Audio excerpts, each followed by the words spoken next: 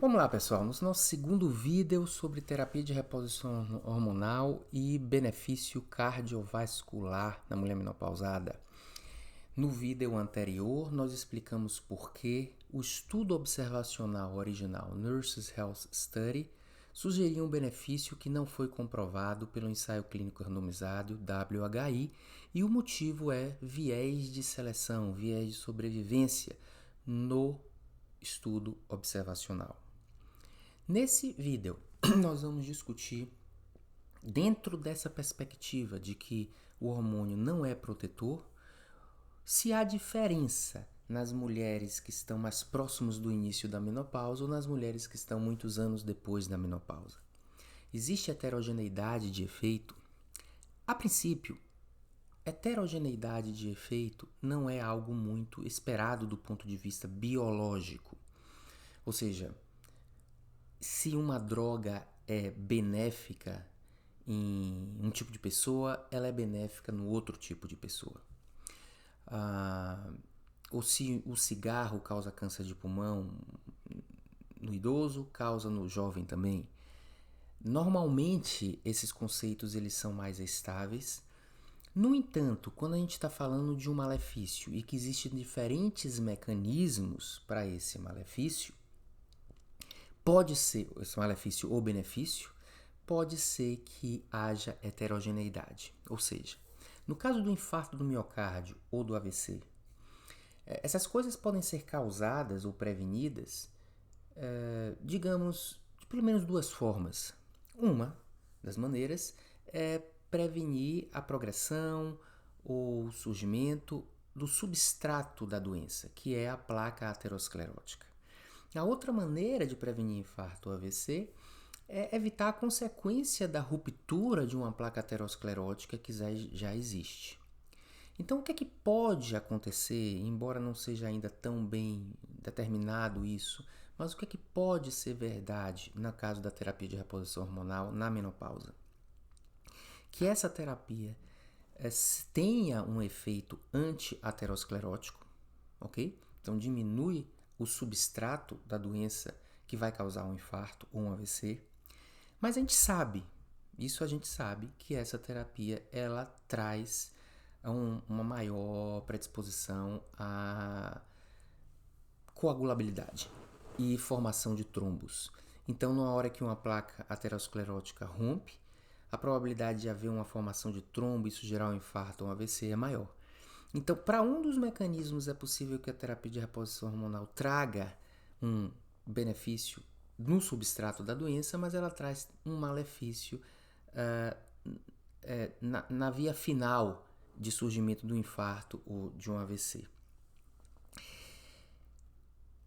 Portanto, é possível que em mulheres mais jovens e que não têm ainda um desenvolvimento de uma placa aterosclerótica, a terapia de reposição hormonal diminua o surgimento da doença aterosclerótica, o desenvolvimento da doença aterosclerótica. E em mulheres mais velhas, que já têm mais placas ateroscleróticas, a terapia de reposição hormonal causa infarto ou AVC na medida em que essas placas se rompem e formam mais coágulo do que na mulher que não está usando hormônio. É possível, existe um racional disso aí. Então, se a gente disse que a terapia de reposição hormonal, em média, não tem benefício, tem até uma tendência a malefício, a gente agora vai avaliar o que dizem os trabalhos que analisam separadamente mulheres mais jovens, logo mais menos de 10 anos de menopausa e mulheres mais de 10 anos de menopausa. E essa análise foi feita tanto no estudo observacional corrigido para viés de seleção, como no próprio ensaio clínico WHI. Então, na publicação que eu me referi no vídeo anterior do Epidemiology 2008, tem essa análise, e existe uma análise bem feita, detalhada, do mesmo grupo que avaliou o próprio ensaio clínico WHI, publicado no Annals of Internal Medicine em 2010, e eu vou colocar o link aqui nesse vídeo e no podcast. Esses dois estudos, tanto o observacional que teve o viés de seleção corrigido, como o ensaio clínico, mostram coisas parecidas. E o que é que mostra? Tá? Em média, na média geral, não há benefício.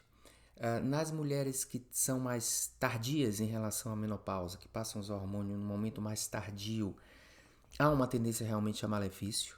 Mas nas mulheres que usam mais precocemente, menos de 10 anos da menopausa,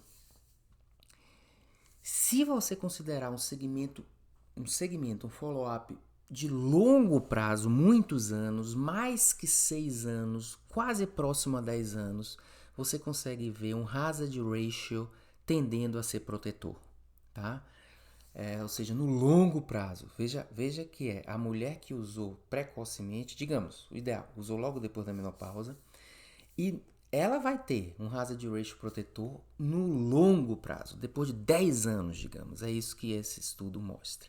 Não é algo definitivo, como a gente já conversa várias vezes, isso é uma análise de subgrupo de um estudo negativo. Precisaria mais estudos confirmando isso, mas do ponto de vista exploratório e de uma discussão, é válido a gente levar em consideração esse dado como uma possibilidade, como uma discussão interessante, digamos assim. Mas mais interessante fica quando a gente usa metodologia científica e observa o hazard ratio em diferentes momentos do tempo. O hazard ratio, vocês sabem, é uma medida como se fosse um risco relativo, só que ele leva em consideração o tempo. E normalmente os estudos apresentam um único hazard ratio, aquele segmento máximo que cada paciente experimentou, é computado ali e você tem um hazard ratio. No entanto, nós sabemos que é possível que o hazard ratio ele mude a depender do momento do segmento, né? O que se sugere em metodologias mais sofisticadas é que os estudos não descrevam um único hazard ratio, mas descrevam quanto é o hazard ratio no primeiro ano, no segundo, no terceiro, porque como vocês sabem, às vezes essas curvas de sobrevida livre de eventos se cruzam. E num primeiro momento, uma intervenção pode ser prejudicial, para num segundo momento ela ser benéfica àqueles que sobreviveram ao prejuízo. Isso acontece, por exemplo, com cirurgia. Cirurgia de carótida é assim, a curva cirurgia de carótida para prevenção de AVC. Você causa AVC ali no momento precoce da cirurgia e depois num segmento ali de longo prazo, quem não teve o AVC foi sobrevivente à cirurgia, ele vai ali aos poucos diminuindo no longo prazo a probabilidade de ter um AVC devido à cirurgia. Isso fica mais questionável. Então significa que o hazard ratio no primeiro ano é danoso e o hazard ratio naquelas pessoas que sobreviveram aos momentos iniciais, aos primeiros anos, ela passa a ser benéfica. Cirurgia cardíaca geralmente tem esse tipo de comportamento. E o que se observa nas mulheres, ok? Nas mulheres precoces, nas mulheres com menos de 10 anos de menopausa, tá? E se você quiser cortar num período assim mais próximo ainda da menopausa, também o resultado é parecido. O que se observa é que nos primeiros 6 anos, a terapia de reposição hormonal é danosa. E as curvas se cruzam. E aquelas pessoas que sobreviveram ao dano, elas sim têm uma certa redução de risco mais tardio. Então, nos primeiros 6 anos, você não vê. Se você cortar um segmento dos primeiros 6 anos dessas mulheres mais próximas da menopausa, a terapia também é danosa. Mas se você calcular um hazard ratio mais tardio, mais entre o sexto e 10º ano, aí sim que ela vai ser precoce, ok? Significa, isso pode fazer sentido pelo seguinte, você começou a usar hormônio e as mulheres que já tinham ali doença aterosclerótica, já tinham maior risco de doença coronariana ou AVC, doença cerebrovascular, elas sofreram as consequências negativas do hormônio, tá?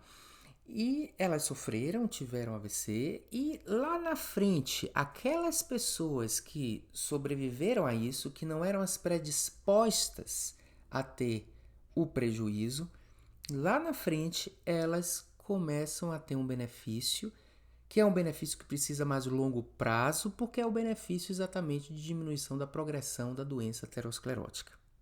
O malefício de hipercoagulabilidade e trombo, ele é mais imediato.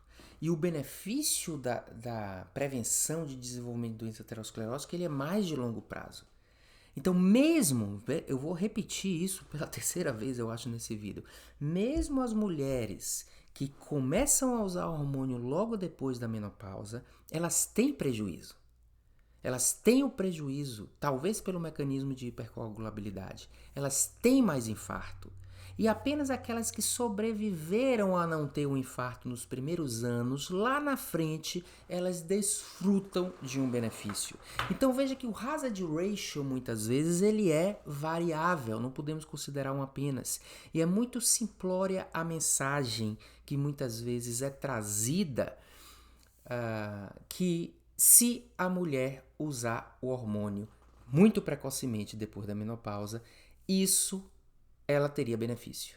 Primeiro, esses dados ainda são exploratórios. Precisaríamos de um ensaio clínico nessas pessoas para dizer.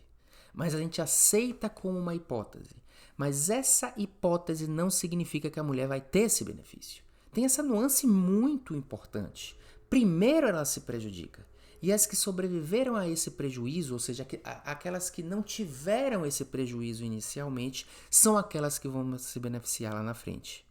Ok? E prestem atenção que a gente tem discutido isso aqui. Eu tenho um artigo no blog que lembra a questão da temporalidade, que o momento presente, uma coisa que pode acontecer aqui e agora, na verdade vale mais do que uma mesma coisa que pode acontecer no futuro. Ok? Então é melhor eu ter um AVC daqui a 10 anos do que ter agora.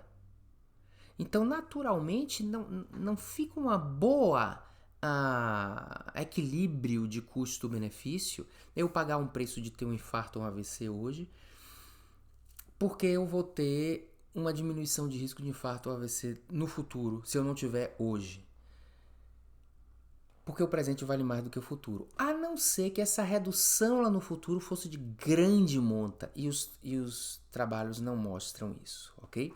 Então, nesse vídeo, a gente traz a questão metodológica que é muito importante, que em determinadas situações você não pode ter um único hazard ratio, dizendo a droga é benéfica, reduz ou aumenta o risco, e reduz ou aumenta em tantos por cento. Você pode ter uma mutabilidade do hazard ratio em relação ao tempo. E isso vem por quê? Porque as pessoas que sobreviveram sem eventos no primeiro ano, elas já são pessoas diferentes. Então elas vão experimentar a exposição de uma maneira diferente do que todas as pessoas no início. E assim a gente vai, a cada período, renovando aquela coorte de sobreviventes ao desfecho. E por serem sobreviventes, eles podem ter um comportamento diferente da população inicial. Portanto, a gente tem que estar atento se o hazard ratio é uma questão que muda. Na verdade, a premissa tradicional de uma regressão de Cox que calcula hazard ratio é que os hazards são paralelos, ou seja, não há mudança do hazard ratio com o tempo. Mas essa é uma premissa que às vezes não funciona, e quando a gente percebe que essa premissa é violada, quando as curvas se cruzam, por exemplo, nós precisamos descrever o hazard ratio em diferentes momentos e não ficar com um único hazard ratio. Então, prestem atenção que nessa situação, a análise mais detalhada não quer dizer que a mulher que usa hormônio logo depois da menopausa tem benefício. Na verdade, ela tem malefício, e as sobreviventes ao malefício podem ter benefício tardio. Essa é a mensagem. E no próximo vídeo eu vou dizer como traduzir isso para uma recomendação, como colocar isso, por exemplo, numa conduta médica. Ok? Obrigado pela atenção.